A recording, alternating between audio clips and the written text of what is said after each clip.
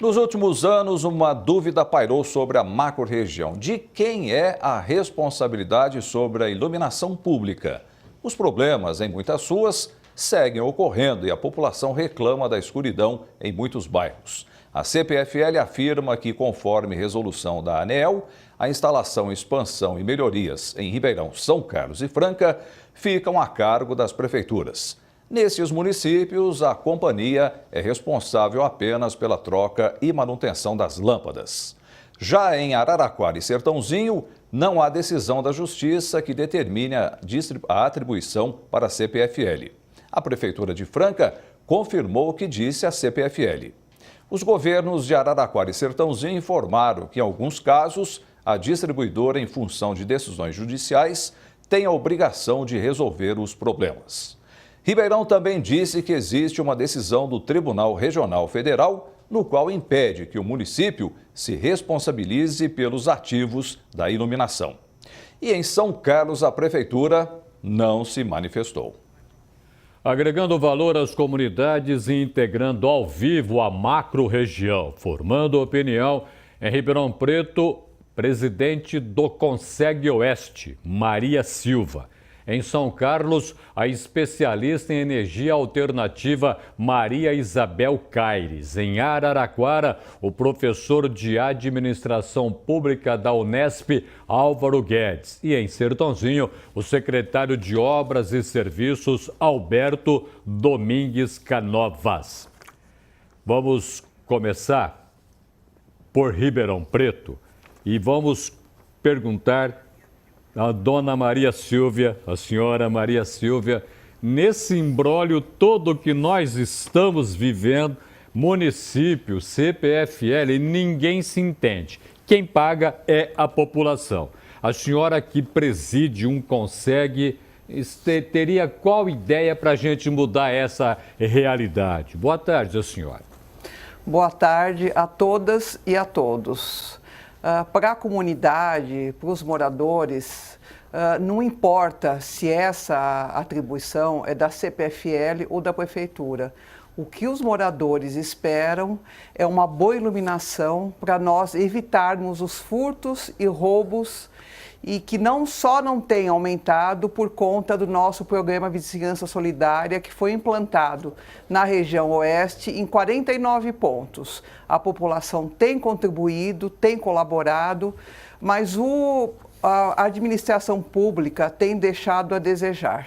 Nós estamos com falta de iluminação nas praças, nas áreas públicas, muitas ruas com a iluminação fraca, deficiente, e em alguns lugares até os moradores adquiriram através do seu próprio bolso, algumas lâmpadas para serem substituídas, porque isso nem a Prefeitura faz e nesse momento nem a CPFL faz. Agora, a senhora tocou num assunto que eu acho muito importante, é que a comunidade se une para a segurança. E isso traz benefício para todos. Certamente, traz benefícios e na nossa região nós temos os índices só não aumentaram, nós estamos com os índices menores em relação ao ano passado, por conta dessa união entre os moradores, essa colaboração entre os moradores. Os moradores, um olha a casa do outro, um auxilia o seu bairro, o seu vizinho, o comerciante. Essa união e essa parceria com a Polícia Militar e a Polícia Civil tem nos trazido diversos benefícios na prevenção da segurança, na segurança primária. Eu vou agora até São Carlos, especialista em energia alternativa, Maria Isabel Caires. Maria Isabel, nesse imbróglio que nós temos, quem é que vai ficar com a iluminação? O que a gente sente é que falta uma decisão política. O que você poderia colocar como exemplo de São Carlos para que a população não fique sem iluminação na rua e sem segurança, evidentemente? Boa tarde a você. Boa tarde, Roberto. Boa tarde a todos. Bom, em primeiro lugar, eu acho que é bom esclarecer que essa questão, ela é assim, na minha visão, eu entendo que a responsabilidade da iluminação pública é do município. Por quê? Porque está na Constituição brasileira. Então está lá, que iluminação pública é responsabilidade do município. Em 2010, pela Resolução 414, a ANEEL resolveu normatizar. Então, às vezes há um questionamento, é uma resolução, é uma normativa, mas ela simplesmente seguiu o que diz a Constituição brasileira. Eu tive uma experiência, eu passei na gestão passada, eu fiquei à frente do Departamento de Políticas Energéticas e nessa época eu consegui fazer um levantamento, a gente fez um estudo. Então, hoje há, de fato, esse imbróglio, né, como já foi dito, na questão da iluminação. O que a gente pode esclarecer à população é que tanto a CPFL, né, a concessionária tem razão, como o município tem razão.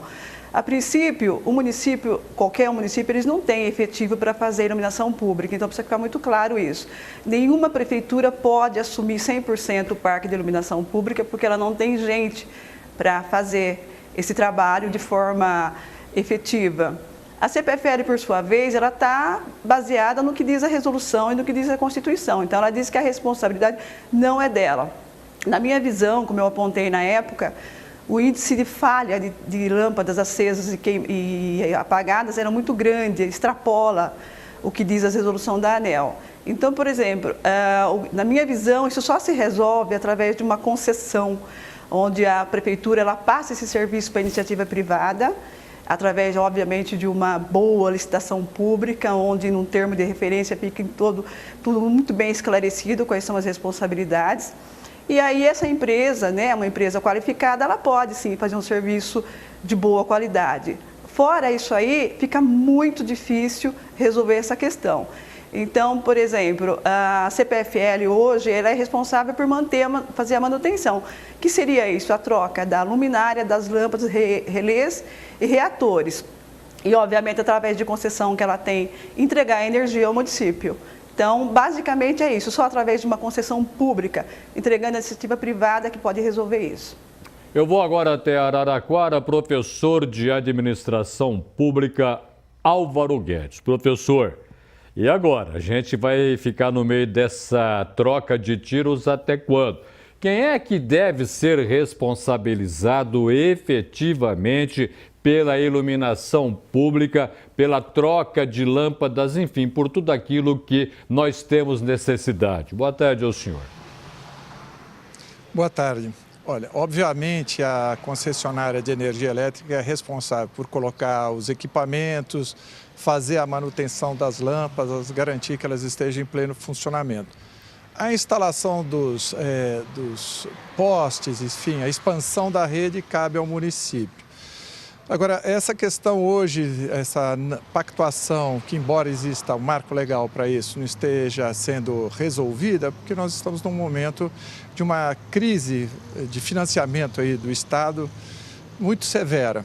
Então, nessa situação, as despesas todas serão sempre evitadas, mas é óbvio que a concessionária que é responsável por fazer a manutenção.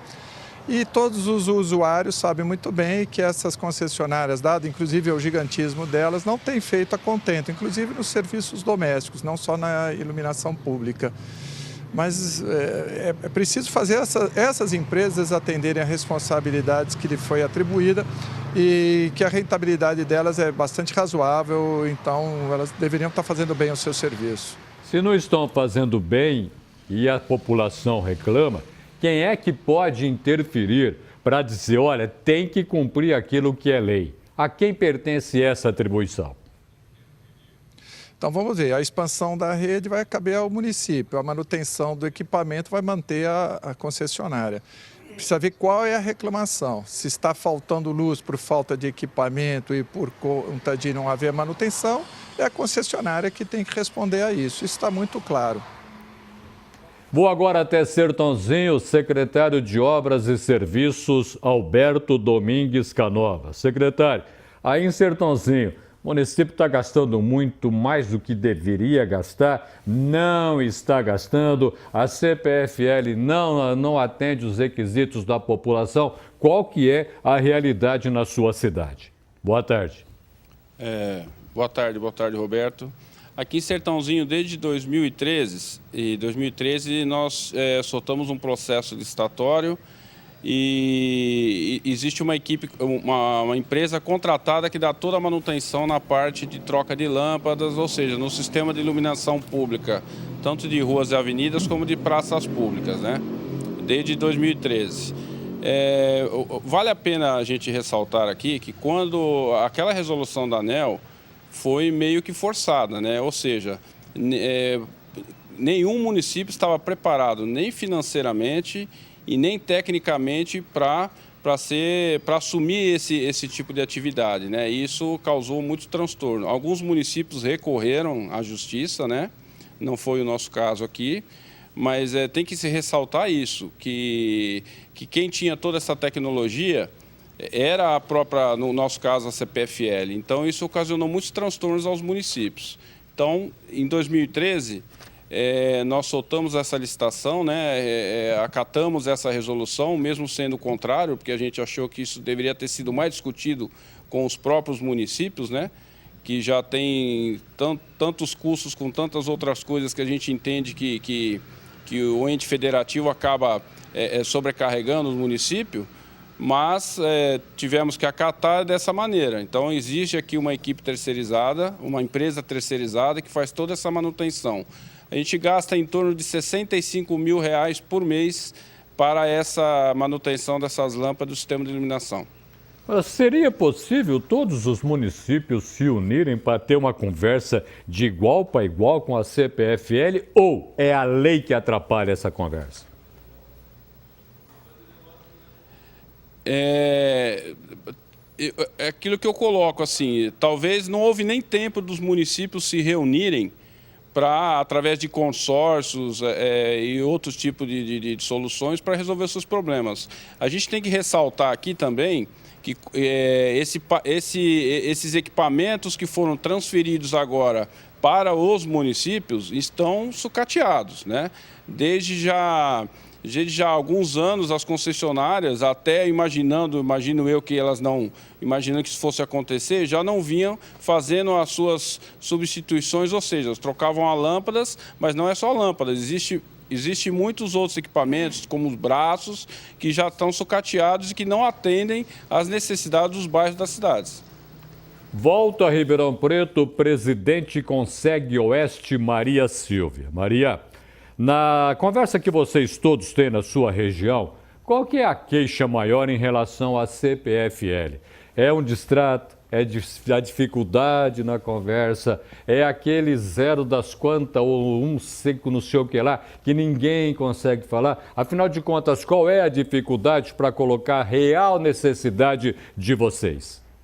Nós temos um canal através da prefeitura que é 156. Nós temos relativa facilidade para encaminhar esses pedidos, né, através do município.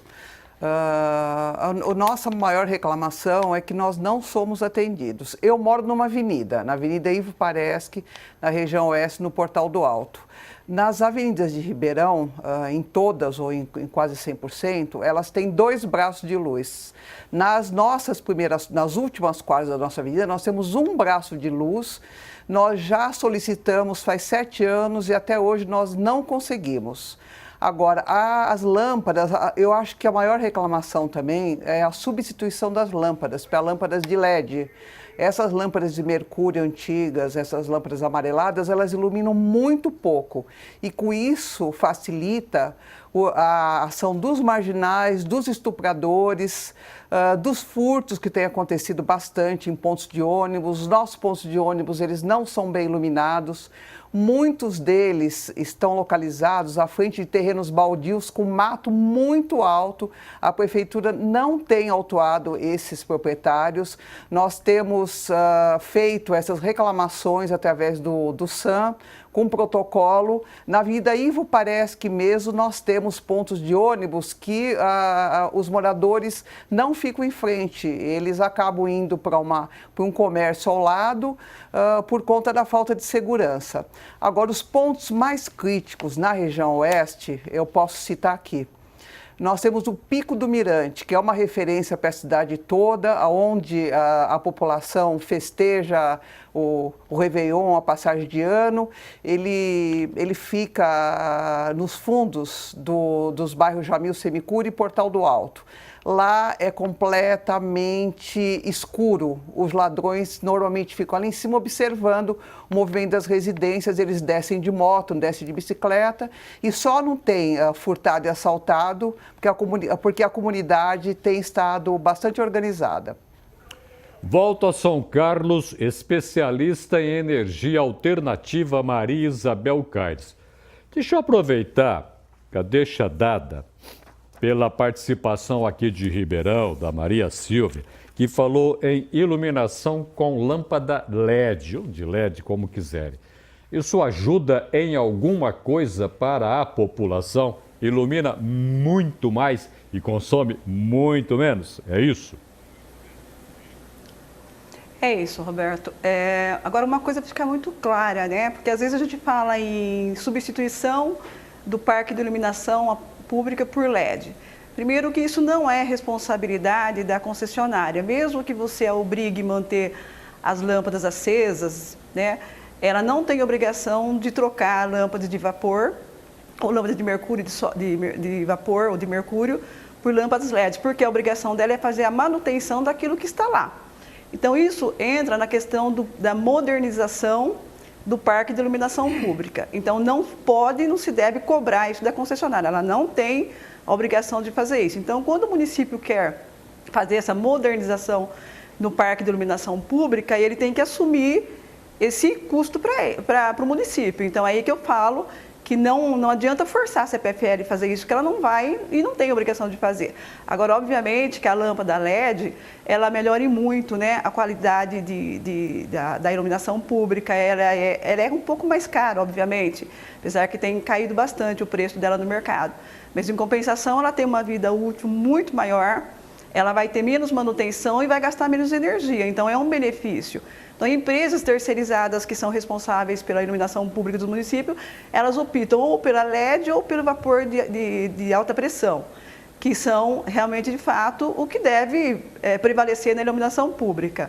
Lembrando que isso não se pode forçar a concessionária a trocar. Tá? Mas, obviamente, que é o caminho, é o futuro, né? O certo é realmente, de fato, a substituição de lâmpadas, essas lâmpadas apagadas de mercúrio, que é triste, melancólica, eu costumo dizer, né? Uma cidade iluminada a LED é outra coisa, é uma cidade luz, é vida, é segurança pública.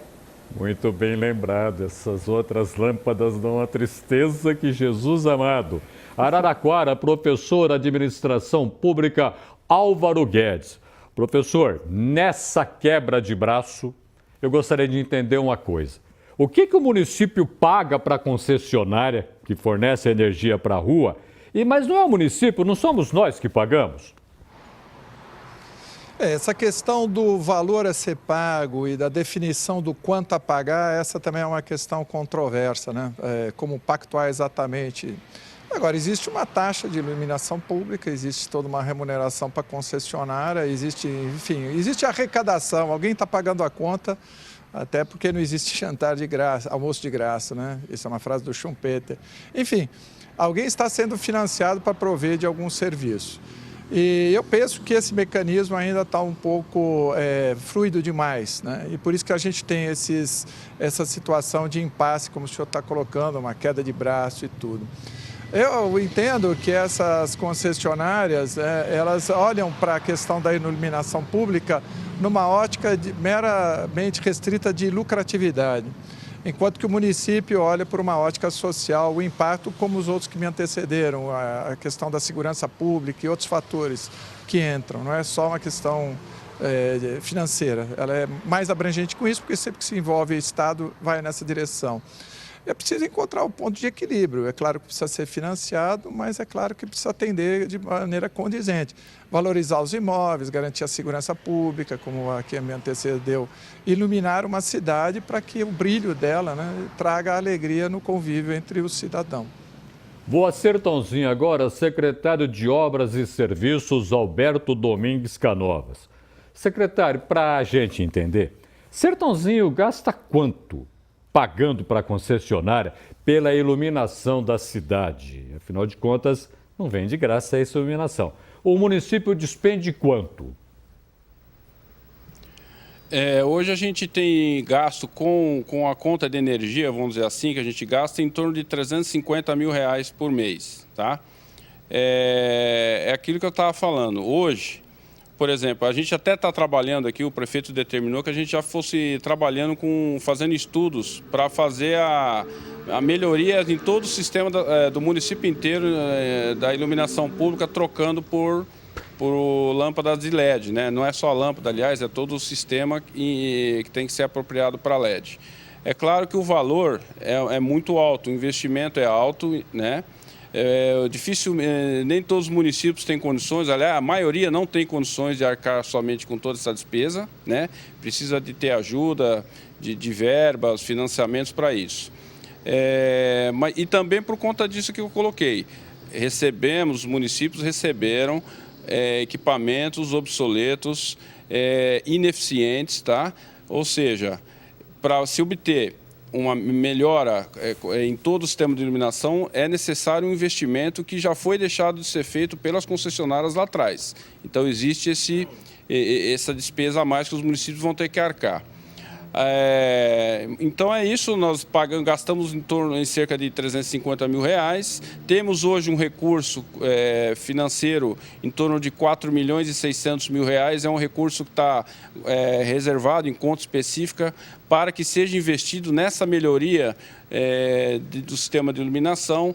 É claro que a gente já vem trabalhando, inclusive, para outras fontes de recurso, para que a gente consiga fazer isso no município inteiro. Isso é o que o prefeito quer, que seja feito no município inteiro, não privilegiando um bairro ou outro. Então, a partir do momento que a gente tiver condições, dentro do nosso planejamento, de fazer tudo isso no município inteiro, a gente vai fazer isso, quem sabe, nos próximos 2, 3 anos.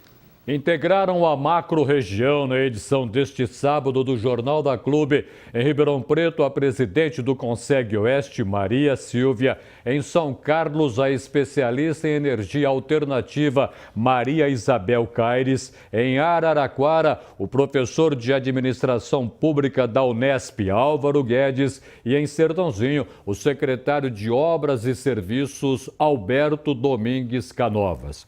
Profeto, por tudo aquilo que nós ouvimos, a encrenca está no ar. Não se sabe, afinal de contas, quando vai ter a solução. Quem arca com a iluminação pública é o cidadão, ou do bolso dele. Diretamente do bolso dele, mas é a forma direta de se tentar resgatar a iluminação como um elemento importante de infraestrutura que vai impedir, mais do que nunca, a concretização do fato terrível que está ocorrendo no Brasil. Guerra de guerrilha. O que é guerrilha? Em primeiro lugar, a guerra do fraco contra o forte. Segundo lugar, é a guerra sem frente de batalha. O que é isso? Sem frente de batalha. Está num ponto de ônibus, é assaltado. É furtado, roubado, assaltado com violência, porque a sociedade do espetáculo é ela exatamente que vê a violência como alguma coisa que deve ser profundamente combatida. Mas é difícil. E a iluminação é exatamente esse aspecto. O que nós temos que entender é que, primeiro, quanto mais se ganha a guerra, mais se perde a paz. A Cosa Nostra diz o seguinte: terminada a batalha, afia a faca. Porque o mercado é essa constante instabilidade que gera, em segundo lugar, uma outra realidade terrível. Ele é baseado na concorrência, que quando é absoluta, acaba elevando no pináculo, no primeiro ponto, leva no pódio o fato de ele ser, de fato, alguma coisa que move a mercadoria no sentido do bem, mas que piora muito o psiquismo da pessoa. Melhora as mercadorias e piora o comportamento do ser humano. Quer dizer, essas duas realidades acabam mostrando uma evidência do que falava Paul Claudel. A ordem é o gozo da razão, mas a desordem é a delícia da imaginação. Mas a imaginação acaba gerando a criatividade. Por quê? Porque exatamente nós sabemos, em primeiro lugar, que é nos ambientes caóticos, no caos, que se tem sempre as melhores ideias. Vocês querem um exemplo?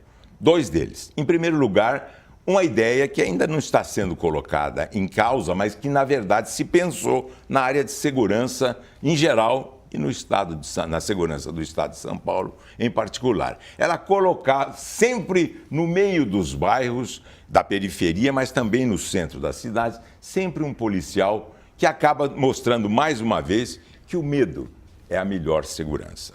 Um segundo ponto importante que deve ser levado em consideração foi a segurança solidária, que foi uma criatividade interessante que acabou levando uma solução tal que chamou o cidadão para participar diretamente da segurança, porque já se sabe que segurança não é só polícia. Embora se saiba que é possível e necessário fazer segurança, não é possível fazer segurança sem a participação da polícia civil e militar, que na verdade representam uma só apenas.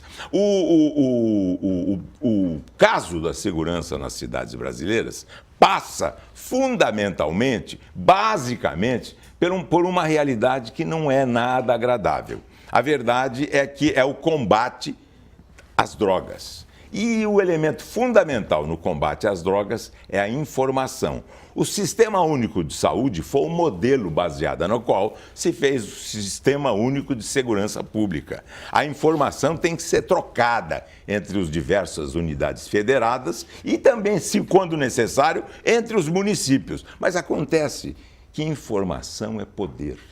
E ninguém se desvencilha do poder, entrega o poder gratuitamente. Se informação é poder e se o sistema de segurança é baseado preventivamente na administração e na gestão correta da informação, vai ser difícil uma boa ideia se transformar em realidade como se pretende fazer, conforme a lei já sancionada pelo presidente da República, que criou o Sistema Único de Segurança Pública, o SUSP, que substitui, calcado que foi no Sistema Único de Saúde, um sistema que foi copiado, inclusive, pela social-democracia de diversos países da Europa e que tem também no sistema de saúde dos Estados Unidos alguma coisa semelhante que nós copiamos nesse verdadeiro sentido. O importante é estabelecer uma migração de informações conforme a necessidade do cidadão, mas precisa de saber se os órgãos de segurança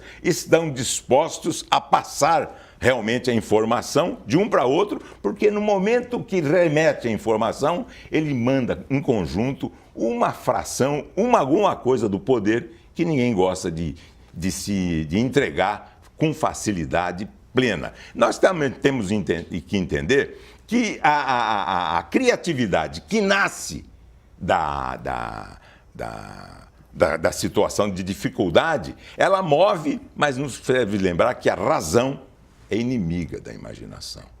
O racional não resolve um problema de falta de criatividade, de insuficiência de imaginação, como se perdeu na realidade no tempo passado. Mas, na verdade, nós já temos que lembrar que muitas vezes nós encontramos solução não através de perguntas, não através de respostas, desculpa, mas através de perguntas. Sócrates, através da maiêutica, tentava chegar à verdade fazendo perguntas, tentando responder pergunta com pergunta. A mãe dele era parteira. Maieutikos, em grego, que gera maiêutica, quer dizer parto. A verdade, para dar luz ao conhecimento, às vezes eu faço um esclarecimento em aula, em palestra, eu chego num ambiente qualquer e chego a mostrar claramente, essa palavra vem de cá. Aí o sujeito diz assim, quer dizer, entendeu? Esse é a forma de se explicar que se dá a luz através do conhecimento. Conhecimento nasce como verdade das respostas, que muitas vezes esclarecem, mas não totalmente, a verdadeira verdade, o ponto de intersecção do conhecimento com a verdade é exatamente aquele ponto de intersecção que chega através de uma pergunta que tenta satisfazer uma outra pergunta. Muitíssimo obrigado pela sua presença no Jornal da Clube. Eu que agradeço sua colaboração, sempre muito importante. Muito obrigado. Muito obrigado.